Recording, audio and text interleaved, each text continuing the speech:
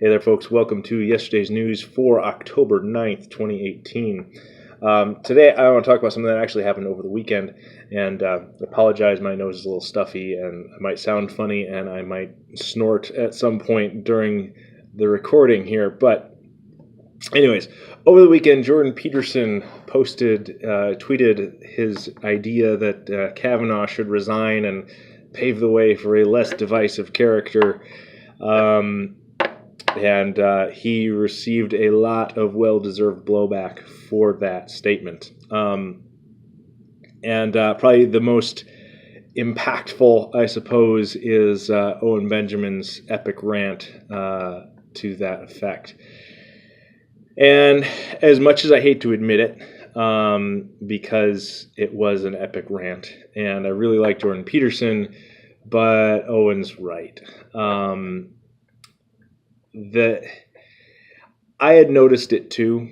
I didn't realize that he had gotten a talent agent, and I guess I knew that. Come to think of it, he had mentioned it at some point, and but it didn't really sink in.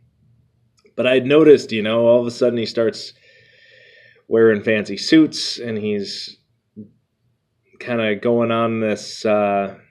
He stopped doing his regular YouTube stuff, and he just seemed to be getting a little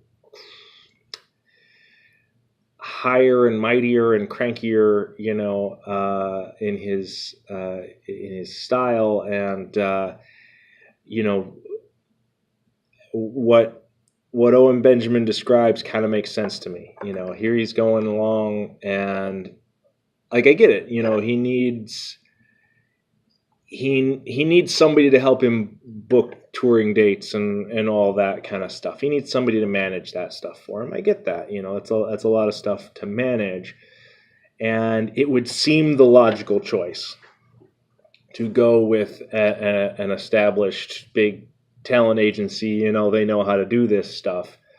But what they also know how to do is to convert a person into a saleable commodity, and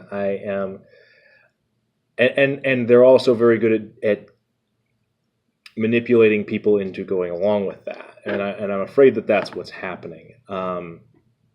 So one of the things that was always so powerful about Jordan Peterson was his humility and approachableness. And I think what's happened is he got in, and this talent agent is, puffing him up, whispering in his ear, I can get you this, I can get you that, you should be this, you should be that, you're, the most important this. And I think it's kind of started to go to his head. And I think he's big enough that he's now insulated enough that he's in a position to be manipulated by somebody like a talent agent. And I think it's very unfortunate, because, Peterson, for me, is not, important as a political figure or anything like that. He's important as a nexus of thought. His philosophy ties together a lot of things that a lot of people struggle with tying together, and it gives people a path from A to B. And, one of the things that Owen criticized him about, which I get, is that he never comes out and says what he believes. And, it's like he gives all these arguments for why you should believe in God, but never says that he does. I get being frustrated that he doesn't do that. It'd be nice to be able to have him on our team from that standpoint. But, in at least, leading up to this moment, what he provided was a path for people who were not going to listen to a John Lennox or Ravi Zacharias or somebody like that, one of the Christian apologists, but who could, he could get them in the door, get them asking the questions, and then they find, they find Jonathan Peugeot, and from there they find, they find their way to God after, Peterson reached them in the out there space. But I'm afraid that if he continues down this path of commoditization, that he's going to lose that impact. And if he does get packaged up and turned into the next Dr. Oz, then, or Dr. Phil, I don't remember which TV doctor's which. But anyways, if he gets commoditized and packaged back up into that, then I think he's going to lose his effectiveness as that beacon of open thought in the realm of the intellectual atheist that gives a path toward kind of right thinking Christianity. So I'd be afraid if we lose that. So the other more broad thing is this whole the intellectual dark web concept, and I think Owen Benjamin's right about it, but I think he's maybe a little too harsh in how he articulates his judgment. So one of the things that Jordan Peterson actually very successfully talked about was the dangers of intellectual hubris, the dangers of seeing intellect and reason as a moral virtue. And unfortunately, I think the major players, though at least the Weinstein brothers and a few others, are of the persuasion that they are in what you might call a new manifestation of the old cult of reason that the French tried to create in their revolution. And it's like this error in judgment that says intelligence and wisdom are the same, that reason and virtue are interchangeable, and they're not. And there's a tendency among intellectuals to say, I am intelligent, I am good at reason, therefore I am wise and I am virtuous and I should be at the top of things. And I think there's a lot of that going on in the IDW.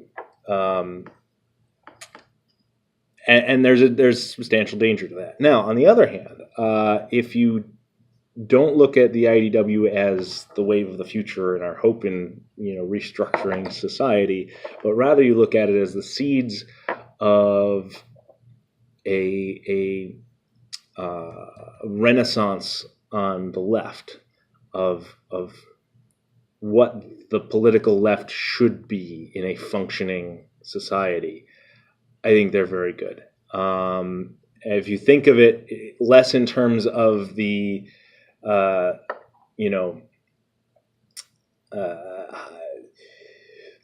alternative academy centered around the Weinsteins and Sam Harris and the Jonathan Haidt and Steve Pinker, people like that, and think of it more in terms of the new political center centered around people like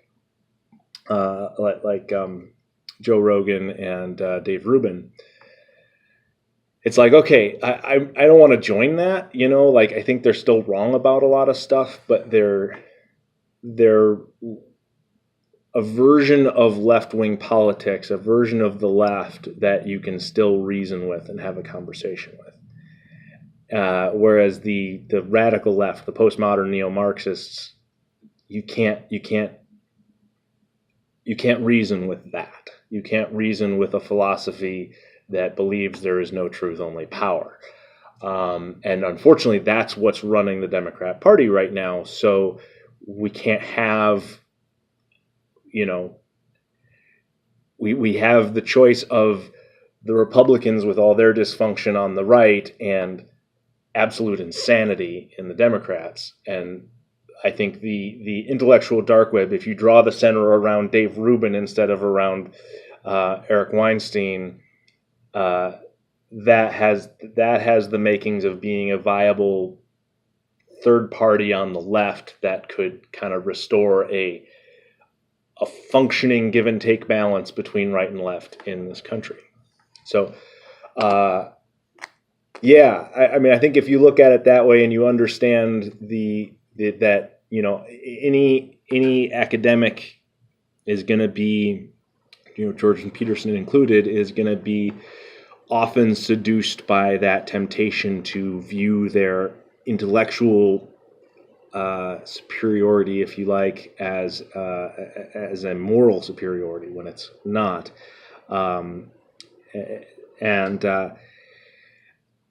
There's a lot that goes along with that. That's frustrating to those of us who are no longer seduced by that. I thought that way in college. I thought that, we, the wise ones, should be able to solve all these things, and it should be nuanced, and it should have all this, there's no hard lines, and there's no, that old stuff can't possibly be, right. But, some of that old stuff is right.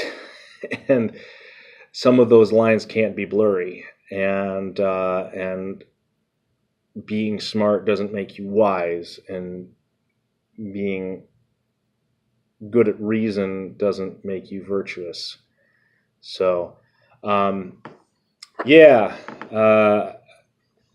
about all I have to say about it. Actually, I have a lot more to say about that, but it's late and I'm tired and I don't remember the rest of what I was going to say. So, I